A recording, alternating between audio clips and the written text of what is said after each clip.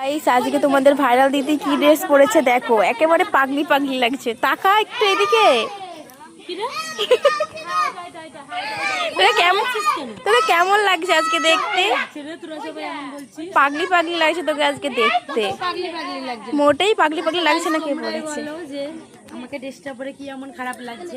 আমার অনেক মারা চুড়িদার আছে, গায়ে ফিটিংস করা চুড়িদারও আছে, নাইটিও আছে, কিন্তু আজকে আমি ইচ্ছা করে এই চুড়িদারটা পরেছি। এটা পরেছি বলে আমি এই যে বলমাদের রাস্তা দিয়ে আসছি, মানুষ আমাকে দেখে আলোচনা করছে আর কি সব বলছে, আমাকে দেখে হাসছে, আমাকে দেখে সব মিটিং করছে। যে যা বলে বলুক, আমি পড়েছি, আমার ভালো লেগেছে। আমার চুড়িদার নেই, আমার চুড়িদার আছে, তবু আমি এটা ইচ্ছা করে পড়েছি।